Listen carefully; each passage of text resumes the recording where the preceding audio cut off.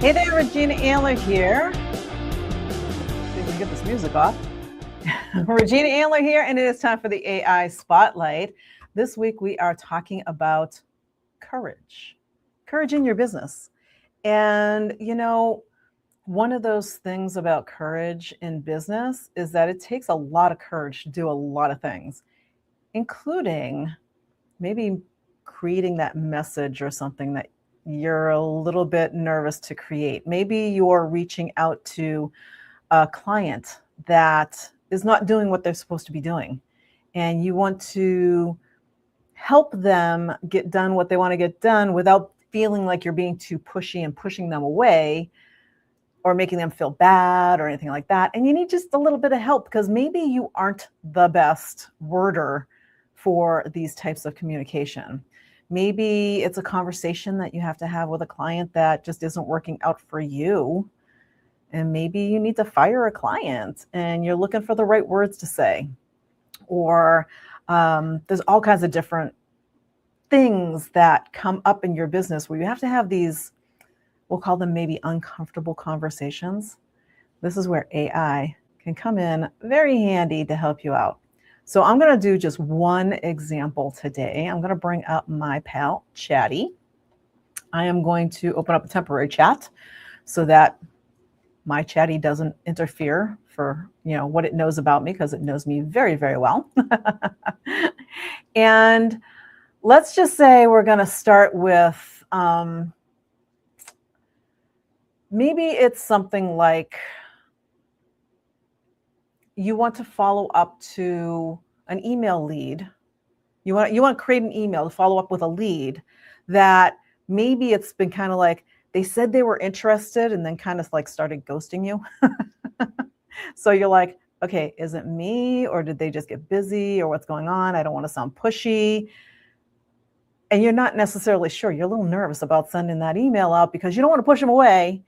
But then again, you want to keep them engaged as well.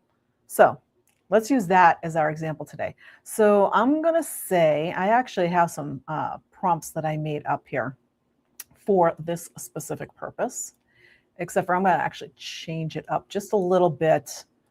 I'm going to start it here and paste it to make my life easier and make it faster. Write a follow-up email lead to follow up to a lead that a lead for my consulting services that has gone cold. So that might just be like a generic message that you put out there, right? So let's see what it comes up with. So here's a professional email follow-up. Checking in, subject line. Hi, I hope you're doing well. I wanted to check in and see if you had a chance to think about our previous conversation. I know things get busy, so I completely understand if it hasn't been a priority. I also wanted to reach out because I believe there are opportunities where my consulting services could help you save time, improve results, and solve some of the challenges we discussed. I don't know about you, but this sounds pretty canned, pretty generic. And it goes into, would you be available for a 15-minute call? All right.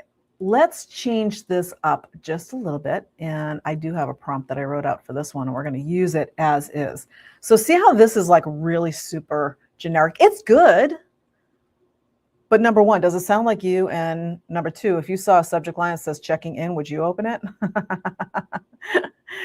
You might have the courage to hit go and send on this message, but is anybody actually going to read it? You want to feel comfortable that what you're sending is you, right? So write a short, warm follow-up email to a lead named Sarah who inquired about my coaching program 3 weeks ago and went quiet. I don't want to sound pushy. I just want to check in and remind her that I'm here. Keep it casual, like a text from a friend, under 100 words. Completely different context going into this email. Now we still have just checking in. I don't know that I'd use that. Hi, Sarah. I hope you're doing well. I wanted to check in since it's been a few weeks. No pressure at all. I know life gets busy.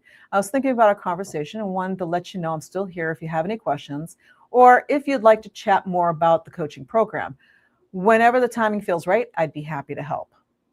Now that one feels a lot warmer, right? It feels a lot more comfortable. And maybe for Sarah on the other end, she's like, okay, she's not being pushy. She's not pushing me into a call. She's not saying, click here to pick a time on my calendar or anything like that.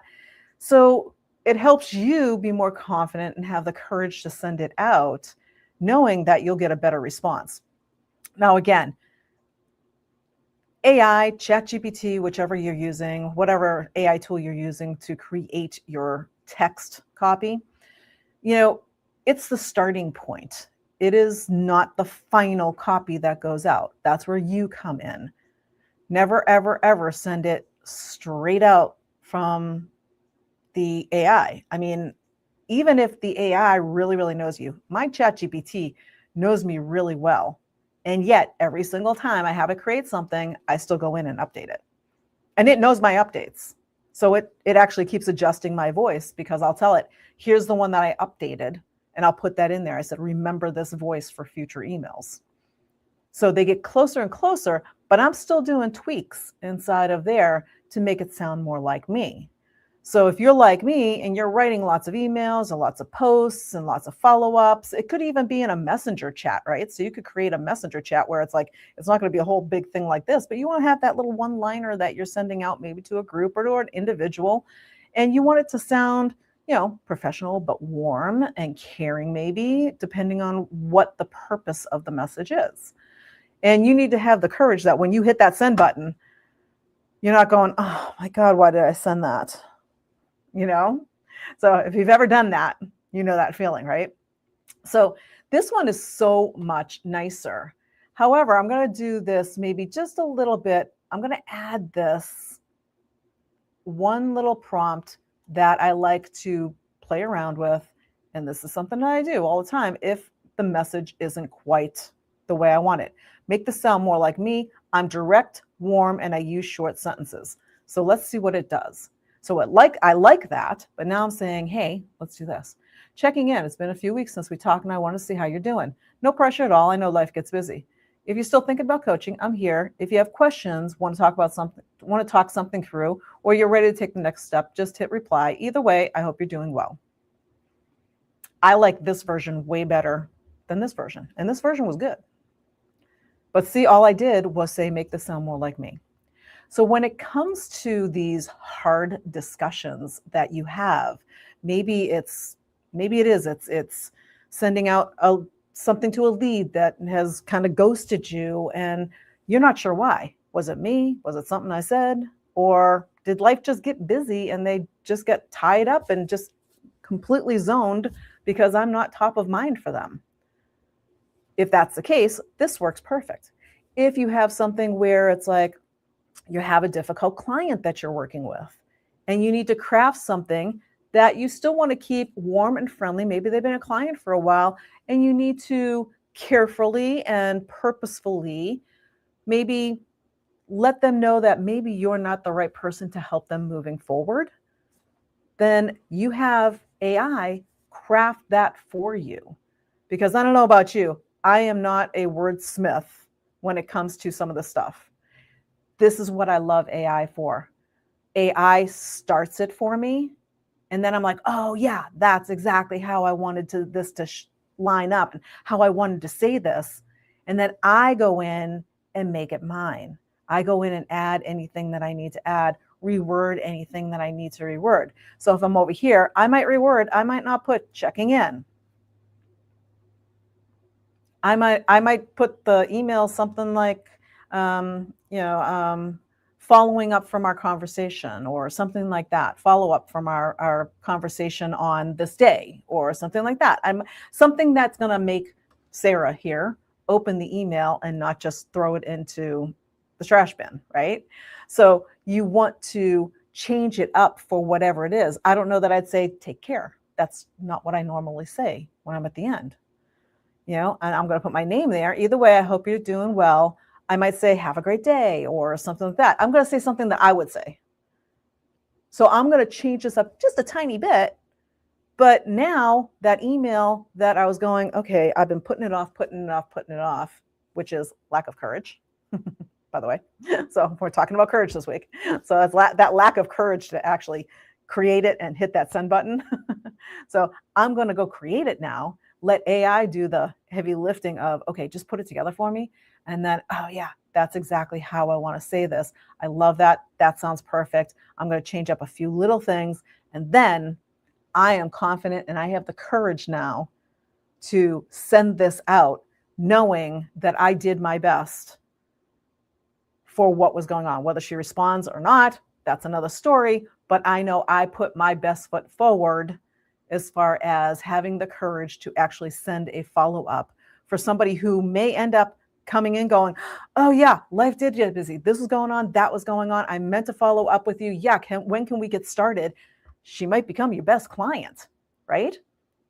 So don't discount the people out there that you need to follow up with, or the people that you need to let go, or those hard conversations that you need to have that you just aren't quite sure how to word. AI is perfect for helping you go through them. You just want to make sure you're putting in you. So this one here, make this sound more like me. I am direct, warm, and I use short sentences. That's very specific context for AI to say, oh, okay, all right, so you like this one, but okay, let's make it more casual, warm, direct. Use the short sentences. Whatever it is that your style is, that's what you want to do when you're prompting AI for anything, whether it's creating this kind of stuff or anything else that you're doing. Be very specific with the context that you're giving it, and you will get a much, much better result. So that's what I have for you today. And my challenge for you today is have the courage to go out and create that communication that you've been putting off, whether it's a sales communication, whether it's a follow-up communication, whether it's a you have to fire a client conversation, whatever it is that you've got going on, have the courage to get it done today. That's what I've got for you today. We'll see you next time on the AI Spotlight. Bye for now.